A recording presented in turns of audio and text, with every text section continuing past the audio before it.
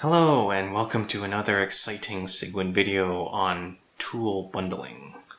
So Cygwin tools are portable, but they need certain DLLs in order to function.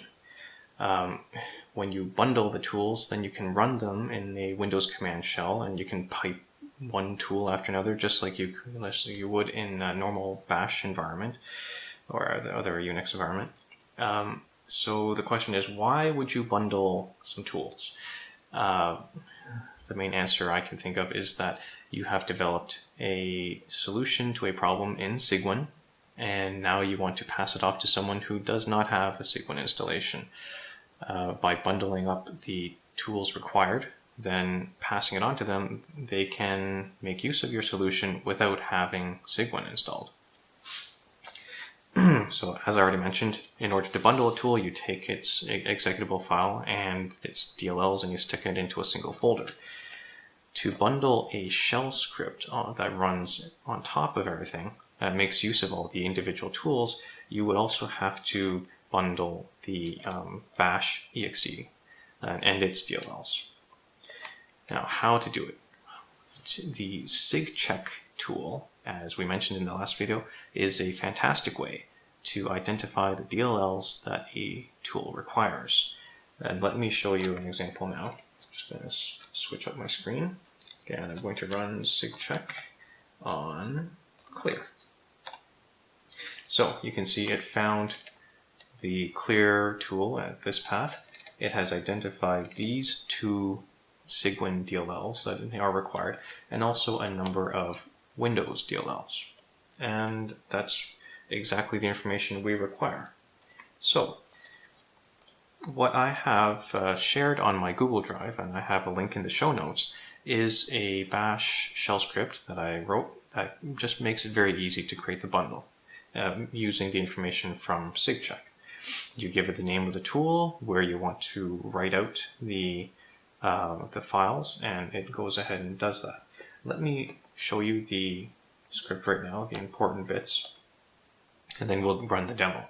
So here, it runs cygcheck, and then it uses grep to include just the files, the exe and DLL from the Cygwin folder, performs a bit of cleanup on the output, and then removes duplicates.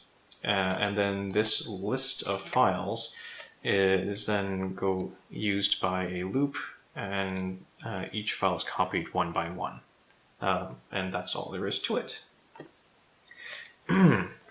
So, let me now demonstrate the tool. So I am going to, let me create a folder here called cut grep,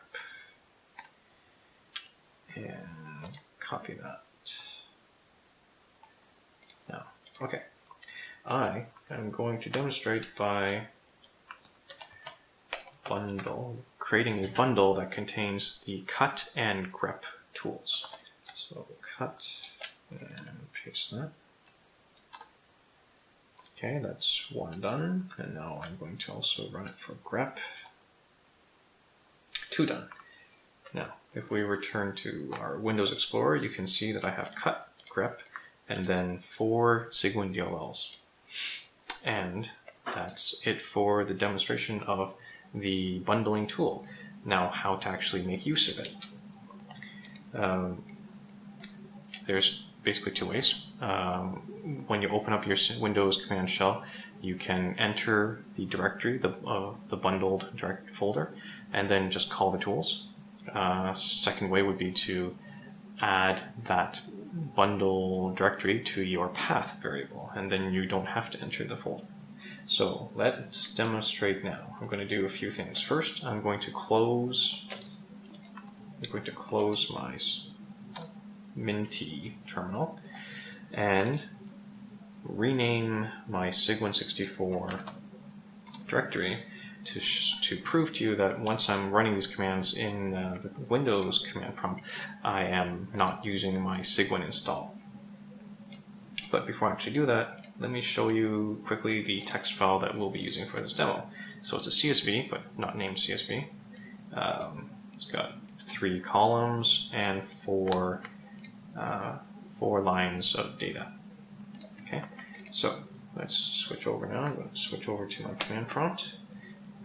So dir, I'm going to go into the cut grep folder, and I'm going to start by doing a grep for anything, any line containing Cygwin, and then, and I'm going to give it the simple text file, and then I will cut to select just the first and the third fields, comma delimited, which is the view count and the links. There you have it. Using cut and grep, two tools I pulled out of Cygwin in Windows command prompt. Very easy. Now, second way I was talking about is if I add it to the path. So I'm going to say path equals, and then I keep the existing path, semicolon, and then the ctemp cut grep folder. So now I should be able to repeat the command from before, except I don't have to, except I get rid of that because now I'm in the same folder, and the exact same results. So there you have it. That's how you can create the bundle, and that's how you can use the bundle. Now a bit more about when you want to use a shell script in a bundle. First off, how to actually run it. You run it by going to the folder in Windows command shell, and you run bash, then with the name of the shell script, and then whatever arguments you need to supply to that script. For it to work, you have to create a TMP folder in the parent folder containing the bundled folder. So here I have this folder here contains a large number of tools and a shell script and bash, and there I have my TMP folder that I had to create in order for it to work. And also the shell script itself you have to use the /path before all of your tools so that it can find all the tools inside the same folder. Let me do the demo now. So this shell script that I have in this folder, all it does is you give it the name, you give it a folder, it'll go into that folder and use the file command to try to identify what each file is, and then rename appropriately in case the files somehow got the names got all mucked up. So let me go into my folder now, which was test bundle script, and I type bash, and then the name of the script is rename something something, and then I have to give it the path. Like this, I think. The path to folder. Actually, did I switch over to the screen? And hit enter, and this ought to work. Right, so this is all just basic output from my script. So renaming. Okay, and the script is done. So if we return now to the Windows Explorer, you can see it successfully renamed two of them, and it wasn't able to identify that first one as an exe file, but it is. But anyway, I mean, that's script failure, but not demonstration failure, I would say. That's pretty much it.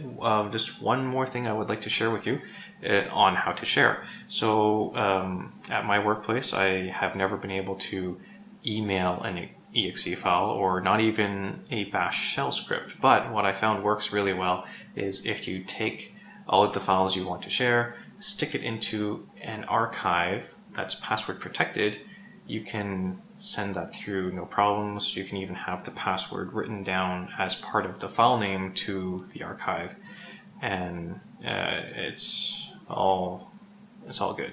So that's it. Bundling, how to bundle, why to bundle, how to use the bundle.